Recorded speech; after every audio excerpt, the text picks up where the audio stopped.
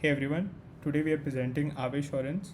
And Aave Assurance is basically an insurance against USD price fluctuations for ETH, in particular for Aave users. And the intent behind Aave Assurance is that a lot of people are interested in DeFi, a lot of new users in particular, new users to crypto, and they want to try out DeFi and in particular Aave because it's the biggest protocol out there with the highest TVL logged. But one of the things that holds them back is that the prices of cryptocurrency are highly volatile, and they also need to pay high gas fees in order to transfer their money into the Aave protocol. So what we intend to do with Aave Assurance is that say the price of ETH falls by $200, then we plan to cover at least $100 or 50% of the amount, or in case the user sets a time lock for their funds, then we plan to cover more as well and up to 100% if that's the case. So yeah, how exactly do we intend to procure funds in order to pay off cover those losses? So what we intend to do is that whenever user deposits money into Aave Assurance, we plan to take vast majority of those funds and deposit them directly into Aave on behalf of the user. But we plan on taking a small chunk of those funds and shorting ETH with those funds. And how we intend to do that is that we'll take some ETH that the user deposits and we'll swap it for a stable coin. We'll deposit that stable coin into Aave and we'll borrow ETH, and we'll swap that borrowed ETH for stable coin again, deposit again, borrow ETH, and the cycle continues, and in doing so we'll short ETH.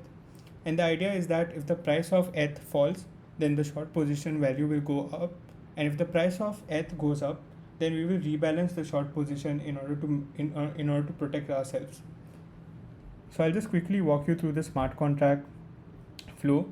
The user deposits one ETH into the Aave Assurance smart contract.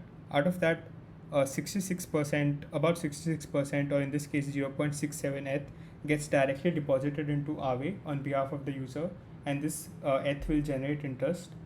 And the remaining 33% will be swapped for DAI in Uniswap, and this DAI that is swapped will be deposited into Aave, and ETH will be borrowed up to say 60 or 70% borrowing limit of this DAI, and that ETH will be again swapped for DAI, and the DAI again will be deposited into Aave, and again we'll borrow ETH and deposit that and swap that for DAI through Uniswap, and in doing so we will basically have a collateral that is stable and depth that is volatile, which is ETH, and will practically be shorting ETH in the process. Okay, so let's jump into a demo of how this works. So I have the Aave Assurance smart contract over here in Remix, and I'll just quickly deploy it.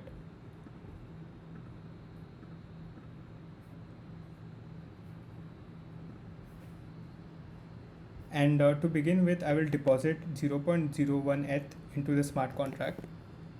So I just deployed the smart contract, and I'll be able to see it on Etherscan. So to begin with, I'll deposit 0.01 ETH.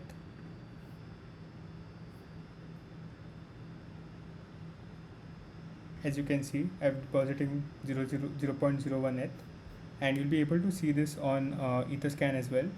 So this 0.01 ETH that is deposited, 66% or 67% of it will be sent to Aave directly, where the smart contract will get a VET token back, and 0.33% of it will be, so 33% of it will be sent to Uniswap and will be swapped for DAI. So as you can see over here, we have 66% of that amount in VET, and the issue that we faced with Uniswap on Kovan testnet is that one ETH is worth a couple of million DAI. Unfortunately, on Uniswap, on the Kovan testnet, no one is arbitraging any tokens to maintain the price. So that's one issue that we face. So we are getting access of DAI over here. But yeah, moving to the next step, when I click on short ETH, I am basically shorting ETH, which is I'm taking the DAI and I'm depositing it into Aave, and I'm getting I'm borrowing ETH. But we faced an issue over here wherein our transaction didn't quite go through. So as you'll be able to see over here, the DAI gets deposited into Aave, but we aren't able to borrow ETH. We are working on that, and hopefully we'll be able to figure that out soon. So yeah, that's pretty much it. We'd love some feedback if you have any, and we are looking forward to building this further and hopefully someday deploying it on mainnet. Thank you.